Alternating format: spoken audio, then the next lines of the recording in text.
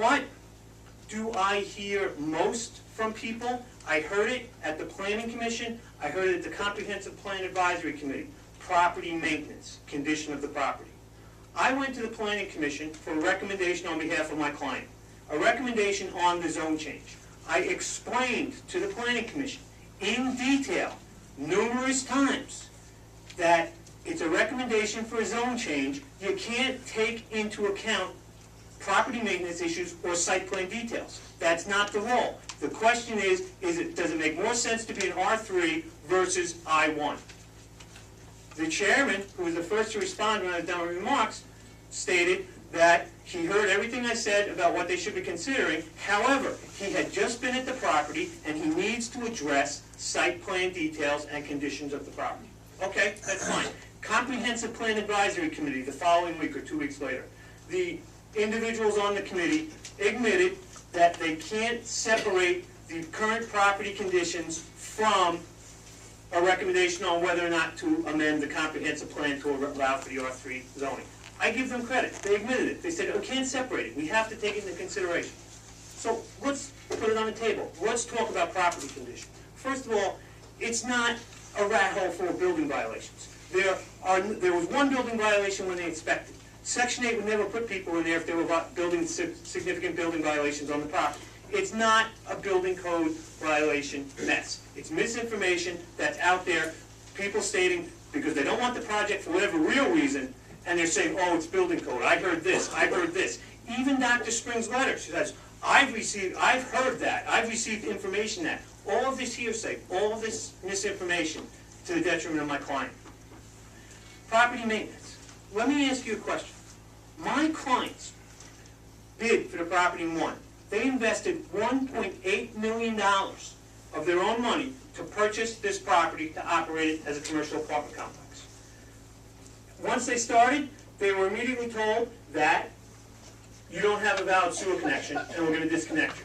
That was told by their neighbor, perfectly within their right. It was pretty clear during the process that the sewer was an issue and it wasn't a municipal connection.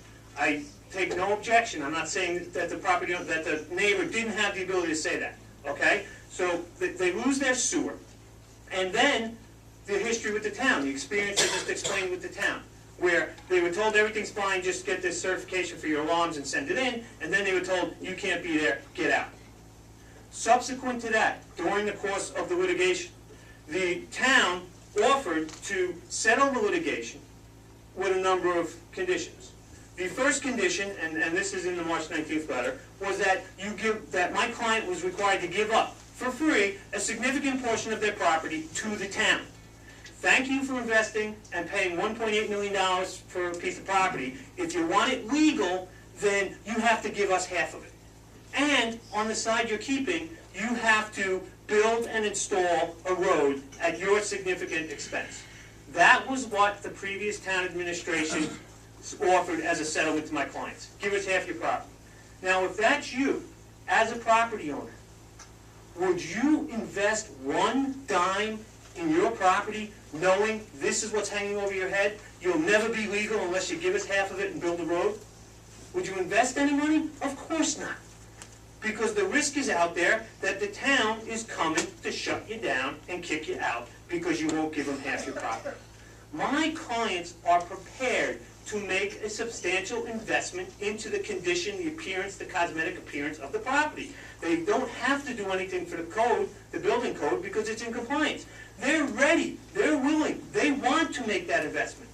But they would be crazy to make it with everything else hanging over their head. And they've already invested their own money.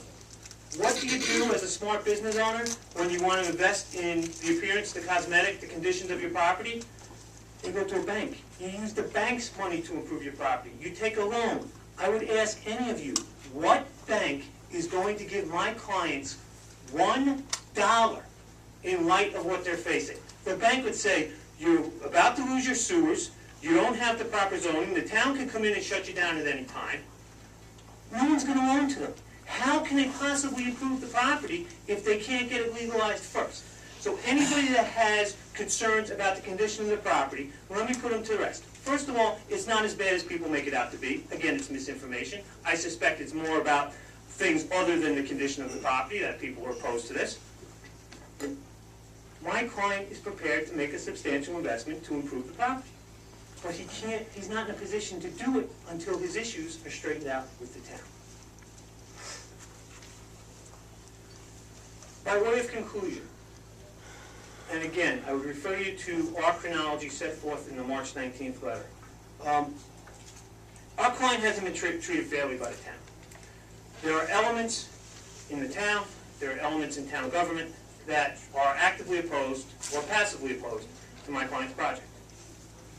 My client is here this evening to ask for a fair and impartial hearing before this board. Does it make sense to take a property that has been residentially used since at least 1950?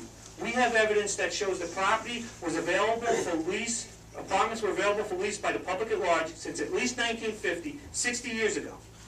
Does it make sense to say you can no longer be there because you're industrial zone? Or does it make sense to change the zoning to allow my clients to continue to operate their small business, pay their taxes to this town, which, by the way, are significant?